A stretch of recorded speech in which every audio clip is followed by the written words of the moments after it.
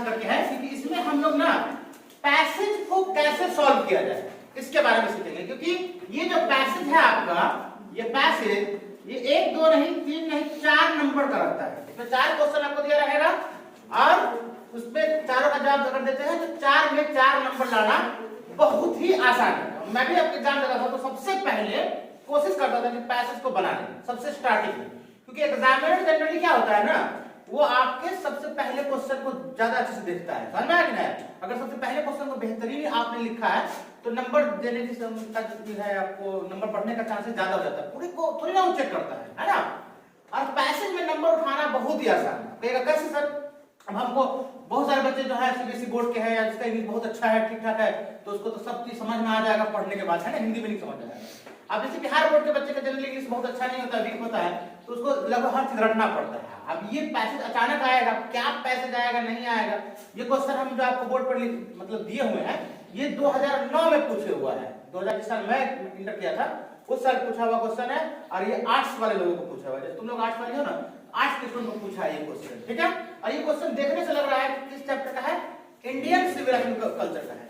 तो पैसेज का मतलब क्या होता है कि आपको ना एक कहानी टाइप का स्टोरी टाइप का दे देगा और उसी से 4 क्वेश्चन निकाले तैयार करेगा। समझ में आया? जो इसमें आप देख रहे हैं लिखा हुआ है, इसी से कितना क्वेश्चन निकालेगा? आपको 4 क्वेश्चन निकालेगा। देखिए यहां तक आपका क्या है, पैसेज है। ये पूरा यहां से लेकर के देख लीजिए, ऊपर क्वेश्चन दिया है, देखिए यहां से यहां तक आपका क्या हो गया, आपका पैसेज हो गया, ठीक है ना, स्टोरी हो गया। और उसी से रिलेटेड क्वेश्चन है, इसी में से आपको इसका क्वेश्चन का आंसर आपको मिल जाएगा। देखिए क्वेश्चन क्या कहता है, रीड द पैसेज केयरफुली, यानी पैसेज को आप पढ़िए। कैसे पढ़िए? तो केयरफुली पढ़िए, सावधानी पूर्वक। इन्हीं की क्वेश्चन क्या है कर दीजिए, आराम से पढ़िए। जो कहां दिया गया है, गिवन बिलो, बिलो का मतलब क्या होता है, नीचे जो दिया गया पैसेज है उसे सावधानी से पढ़िए। देन तब क्या कीजिए, आप आंसर द क्वेश्चंस, तब आप जो क्वेश्चन है उसका आंसर दीजिए। दैट फॉलो, जो उसका फॉलो करते हैं, यानी कि जो क्वेश्चन का जो आंसर लग रहा है सही, वो आंसर आप दीजिए। बहुत सारे बच्चे जिसका इंग्लिश अच्छा है, ठीक है, उसके लिए तो दिक्कत वाली बात नहीं है। बीइंग फ्रॉम बिहार बोर्ड आपको परेशानी हो सकती है ना। तो अब ऐसी सिचुएशन में आप जो है ट्रिक इस्तेमाल कर सकते हैं। क्या ट्रिक? तो आप पूरे पैसेज को पढ़ने की कोशिश कीजिए। अगर आपको समझ में आ रहा है कि हम समझ करके आंसर देंगे तो बहुत अच्छी बात है। अगर आप नहीं समझ पा रहे हैं कि पढ़ेंगे इसका हिंदी क्या है, हमको नहीं समझ में आ रहा है, तो क्या कीजिए, आप पहले तो पढ़िए। नहीं लग रहा है कि पढ़ कर क्या करेंगे, तो लंबा टाइम किल नहीं करना है, तो आप आराम से सिर्फ किसको टारगेट कीजिए, क्वेश्चन को टारगेट कीजिए, सीधे क्वेश्चन को देखिए। जैसे देखिए पहला लाइन है, civilization is that mode of conduct which points out to man the path of duty. हालांकि मैं पढ़ाया हुआ क्वेश्चन चैप्टर है कि सिविलाइजेशन सभ्यता व्यवहार का वो अवस्था है जो एक व्यक्ति को इशारा करता है, बताता है पाथ ऑफ ड्यूटी, कर्तव्य के रास्तों की तरफ। आपको इसकी हिंदी से मतलब नहीं है, सीधे हम लोग आते हैं कहां पे, क्वेश्चन पे। आपको जैसे देखिएगा पैसेज आप फट सकते दिमाग रीड करेगा कि भाई इसमें से तो आंसर देना है, क्वेश्चन देना है। हिंदी में भी पूछता है ये, समझ में आ रहा है? अब देखिए पहला क्वेश्चन है हमारा, व्हाट इज सिविलाइजेशन। समझ में आ रहा है? अब जैसे आप सिविलाइजेशन वर्ड देखे ना, तो आप पढ़ना शुरू कीजिएगा। अब भाई सबसे पहला क्वेश्चन दिया तो सबसे नीचे से थोड़ी ना दिया होगा, सबसे शुरू में दिया होगा। जहां से शुरू हुआ है यहां पे फुल स्टॉप है, या पहला वाला जहां पे सेंटेंस खत्म होता है वहां नहीं, दूसरा वाला भी होगा। तो आपको ऐसे देखना है। तो अब देखिए व्हाट इज सिविलाइजेशन, जैसे आप सिविलाइजेशन देखिएगा उस स्टूडेंट के लिए जिसका इंग्लिश 0 है, बस पास होना है उसके लिए। अब जैसे आप सेंटेंस की शुरुआत कीजिएगा आपको नजर पड़ गया सिविलाइजेशन। तो अब यहां पढ़िए, यहां पे क्वेश्चन है व्हाट इज सिविलाइजेशन, सभ्यता क्या है। तो civilization is that mode of conduct, सभ्यता व्यवहार की वो अवस्था है which points out to man the path of duty, जो इंसान को कर्तव्य के रास्ते की तरफ क्या करता है, इशारा करता है। बस उसी को उठा करके लिख देना है। इसके बाद कहीं भी आपको सिविलाइजेशन वर्ड नजर नहीं आ रहा है, कहीं आप पढ़ लीजिए ना, एक बार इशारा देखिए, performance of duty and observance of morality are convertible terms. To observe morality is to attain mastery over our minds and our passions. So doing, we know ourselves. To Gujarati equivalent for civilization means good conduct. First up, if this definition be correct, then India, as so many writers have shown, has nothing to learn from anybody else. and this is as it should be. We notice that the mind is a restless bird. The more it gets, the more it wants and still remains unsatisfied. The more we indulge in our passions, the more unbridled they become. आपको कहीं नजर पड़ा civilisation, तो बस what is civilisation का answer क्या हो जाएगा? बस ये देखिए पहला जो खत्म हो रहा है पैराग्राफ यहाँ पे, है ना? Civilization is that mode of conduct. आपका इंग्लिश बहुत बेहतर है तो कोई दिक्कत नहीं है, उस बच्चे के लिए कोई दिक्कत नहीं है, वो पढ़ के आराम से देगा। लेकिन जिसको परेशानी है, दिक्कत है, वो बच्चे से मेरी ये रिक्वेस्ट है पर्सनली कि तुम लोगों में बहुत सारे है इसका ठीक ठाक इंग्लिश है, उसका गड़बड़ है, तो क्या कीजिएगा आप पैसेज को पढ़ने से बेहतर है कि सीधे टारगेट कीजिए क्वेश्चन, आप उसी क्वेश्चन के साथ उसका आंसर ढूंढ लीजिए। आप जैसे देखिएगा व्हाट इज सिविलाइजेशन, भाई व्हाट नहीं समझ में आएगा, सिविलाइजेशन तो समझ में आएगा ना। देखिए जैसे पढ़िएगा सिविलाइजेशन मार दीजिएगा, वही आपका क्या हो जाएगा, आंसर हो जाएगा। देखो क्या हो गया, अब फिर आपको नहीं पढ़ना है दूसरा, ये क्या पैराग्राफ, ये क्या है, इससे मतलब नहीं। दूसरा पैराग्राफ, दूसरा क्वेश्चन है what does the Gujarati equivalent for civilization means. अब देखा सर तो क्वेश्चन में दो बार सिविलाइजेशन रिपीट हुआ, इसमें भी सिविलाइजेशन, तो हमको उससे मतलब नहीं है, हमको इसमें देखना है what does the Gujarati equivalent for civilization. क्या कहीं पर इस पैराग्राफ में हमें गुजराती नजर आ रहा है या इक्विवेलेंट नजर आ रहा है, इसको देखना है। समझ में आ रहा है? क्योंकि आपने यहां से यहां तक पढ़ा, कहीं गुजराती नजर आया, इक्विवेलेंट नजर आया, नहीं आया, तो हम पढ़ते हैं आगे। देखिए क्या कहता है, performance of duty and observance of morality are convertible terms. To observe morality is to attain mastery over our minds. मिल रहा है कहीं Gujarati, and our passion. So doing we know ourselves. To Gujarati equivalent, देखो गुजराती भी आ गया, equivalent भी आ गया, मामला खत्म यहीं पे। बस सीधे आपको लिखना है, कैसे लिखना है, अब उसका तरीका देखिए। जैसे ये क्वेश्चन ए है, एक का बी है, तो आप क्या लिखिएगा, आप जो छोड़े स्पेस छोड़े रहते हैं उसमें एक का बी लिख करके आप आंसर लिखिए और सीधे उतार दीजिए किसको, to Gujarati equivalent for civilization means good conduct. Hindi से मतलब नहीं है आपको, मैं अभी बता रहा हूं किसके लिए, जो बच्चे का एकदम इंग्लिश वीक है उसके लिए। अब जिसका अच्छा है तो हिंदी में समझ के भी मार देगा है ना। बहुत सारे सीबीएसई बैकग्राउंड के बच्चे होते हैं, इंग्लिश अच्छा होता है, बिहारी बोर्ड का बच्चा स्पोकन किया है, इंग्लिश अच्छा होता है, तो मैं उसके लिए, तो आपको कितने का आंसर मिल गया, 2 का मिल गया, यानी 2 नंबर आपको आ गया। तीसरा देखिए, सी देखिए, why does the writer say, लेखक क्यों बोलता है the mind is a restless bird, दिमाग एक बेचैन पक्षी। ये क्वेश्चन याद भी करवाए थे 2 नंबर में।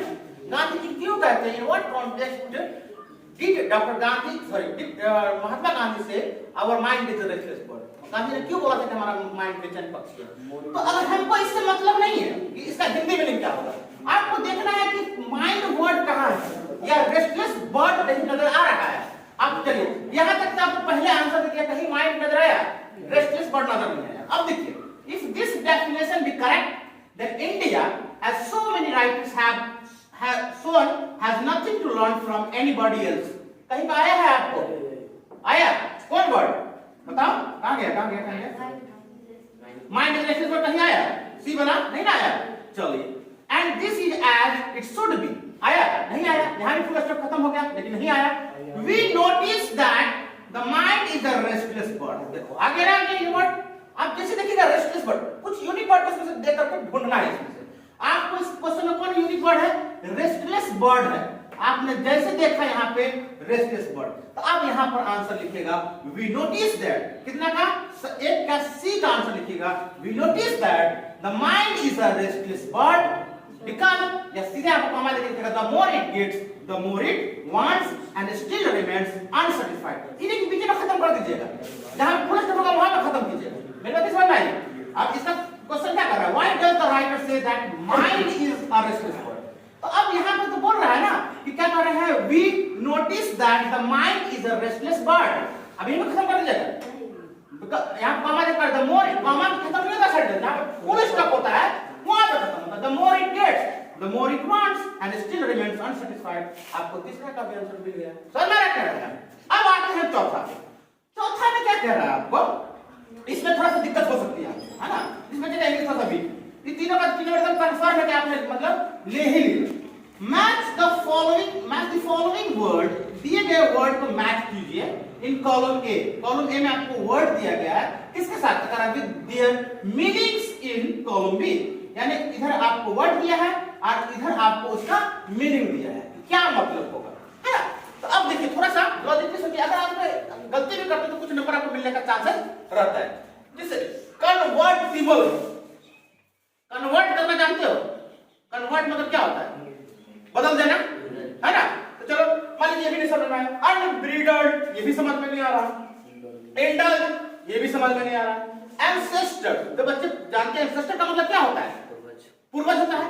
अब देखिए इसमें कौन इसका आंसर होगा हमारे लिए, to satisfy a particular desire a person in your family who lived a long time ago, आपके परिवार में वो व्यक्ति जो बहुत पहले जिंदा था, बहुत पहले आपके परदादा लकड़दादा छेड़दादा जो भी है, आपके बहुत पुराने मतलब आपसे पहले आने वाले, उसी को हम लोग क्या बोलते हैं, एंसेस्टर बोलते हैं। डी के चौथा का क्या होगा आंसर, अब क्या लिखेगा, एक के डी का चौथा का क्या लिखेगा, ऐसे लिखेगा, ऐसे दे करके तब मिलाइएगा, क्या चीज जनरेशन ही पूछता है। अब दे देगा कि मतलब क्या है, जैसे आपको कन्वर्टिबल दे दिया, अब बोला एक सेंटेंस बनाइए तो कन्वर्टिबल जहां पर नजर आएगा वो उतार दीजिएगा, आसान हो जाता है। तो चौथे का जो आंसर होगा कन्वर्टिबल का, सॉरी एंसेस्टर का, वो कौन हो जाएगा, बी हो जाएगा, तो आप बी दीजिएगा। अब आते हैं कन्वर्टिबल, कन्वर्ट से थोड़ा सा दिमाग लगाइएगा, कोशिश कीजिएगा लगाने। कन्वर्ट का मतलब क्या होता है, बदल देना, कन्वर्ट कर देना। To satisfy a person not control that can be changed, जो बदल सकता है, to a different from form या यूज, जो अलग अलग जो बदल सकता है। तो कन्वर्टिबल का हिंदी में क्या हो जाएगा, डी हो जाएगा। समझ आ रहा है, क्लियर है। अनब्रीडर्ड, अनब्रीडर्ड का मतलब क्या हो जाएगा, उसको बताओ। अनब्रीडर्ड, अनब्रीडर्ड मतलब नॉट कंट्रोल्ड, क्या होता है, नॉट कंट्रोल, जो कंट्रोल में नहीं। आगे देखिए, इंडल्ज का मतलब होता है शामिल होना या पूरा करना, indulge to satisfy a particular desire. तो इस तरह से आप इसका आंसर दे सकते हैं। अब जिस बच्चे को समझना है हिंदी के साथ, तो उसके लिए तो कोई दिक्कत ही नहीं है। Civilization is that mode of conduct, सभ्यता व्यवहार की वो अवस्था है जो एक व्यक्ति को क्या करता है, पॉइंट आउट करता, बताता है क्या चीज, द पाथ ऑफ ड्यूटी, कर्तव्य का रास्ता।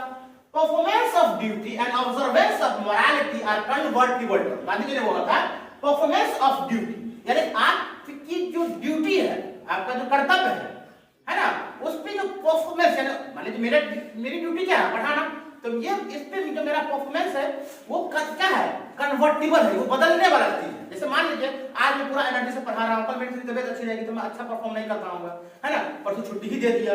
तो ये परफॉर्मेंस बोला। And observance of morality, observe का मतलब होता है किसी चीज को मतलब समझना, नहीं अपनाना। Observance of morality are convertible term, morality को अपनाना एक कन्वर्टिबल टर्म है। कन्वर्टिबल मतलब कैसा टर्म, बताओ कैसा टर्म, जो चेंज हो सकता है समय समय पर, है ना। आगे बोला कि टू ऑब्जर्व मोरालिटी, नैतिकता को अपनाना कैसा है, बता रहा is to attain mastery over our minds and our passion, वो हमें हमारे दिमाग पर और हमारे पैशन पर मास्टरी हासिल कर लेना है। यानी अगर आपने को नैतिकता अपनानी है, नैतिकता आपके अंदर तभी आ सकती है जब आप अपने दिमाग पर और अपने पैशन पर, अपने इच्छाओं पर क्या कर लेते हैं, कंट्रोल कर लेते हैं। समझ में आया? बोला सो डूइंग, ऐसा करके वी नो आवरसेल्फ, हम खुद को जान जाते हैं। The Gujarati equivalent for civilization means good conduct. Gujarati के लिए अच्छा व्यवहार मतलब सभ्यता का मतलब क्या होता है, अच्छा व्यवहार। टू गुजराती इक्विवेलेंट, मैं तो पढ़ते हो ना, इक्विवेलेंट मतलब क्या, बराबर। गुजराती के लिए सभ्यता का मतलब क्या होता है, अच्छा व्यवहार, गुड कंडक्ट। तो इस तरह से पढ़ना है। तो जनरली आपको क्या करना चाहिए, किसको करना है, पैसेज को नहीं पढ़ना है, क्वेश्चन को पढ़ना है, उसी क्वेश्चन से निकाल करके हमको उसका आंसर दे देना है। क्योंकि वहां पर आपको नॉलेज तो मतलब नहीं है, उसके लिए अलग चीज है। आपको भाई नंबर वाला मार्क्स लेना है ना, तो मार्क्स लेने के लिए आपको क्या करना है, बस क्वेश्चन को देखना है। जैसे आप इसके अलावा आपके इसमें जैसे प्रीवियस ईयर क्वेश्चन होगा, क्वेश्चन बैंक होगा ना, आप क्वेश्चन बैंक में पैसेज का एकदम लाइन बाय लाइन दिए हुआ है। जैसे देखिए ये मेरे पास क्वेश्चन बैंक है, किसका है, आपको गोल्डन पासपोर्ट, ये क्लास 12 का है। इसमें आप देखिएगा जा करके, तो इसी में से मैं एक्चुअली आपको एक एग्जांपल लेकर के लिखा हूं, बहुत सारे एग्जांपल है। आप क्या कीजिएगा, बेचारों को पैसे आपको कॉपी पे लिखना भी नहीं है, मैं तो आपको समझाने के लिए ऐसा लिखा हूं, आपको लिखना भी नहीं, बस क्या करना है उसमें देखना है, आप सीधे क्वेश्चन जाइएगा, क्वेश्चन देख करके देखिएगा उसका आंसर कहां आप कर पा रहे हैं नहीं कर पा रहे, उसके नीचे उसका आंसर लिख दिया, एकदम इजीली आपको कितना नंबर मिल जाएगा, 4 नंबर आराम से ला सकते हैं आप। मेरे हिसाब से सबसे पहले आपको यही टारगेट करना चाहिए, सबसे पहले। लास्ट क्लास में हम लोग बताएंगे कि किस तरह से क्वेश्चन को आपको टैकल करना है, उसमें हम देखेंगे। कल वाले क्लास में हम लोग दूसरा टॉपिक है प्रेसाइज, प्रेसिस भी बोलते हैं, प्रिसाइज भी बोलते हैं, जिसको हम लोग बोलते हैं संक्षेपण। समझ आ रहा है? वो भी इतना ही इंपॉर्टेंट है जितना पैसेज है, और उसके भी नंबर लाना बहुत आसान है। बच्चे को नंबर लाना 4-5 टॉपिक बहुत आसान है।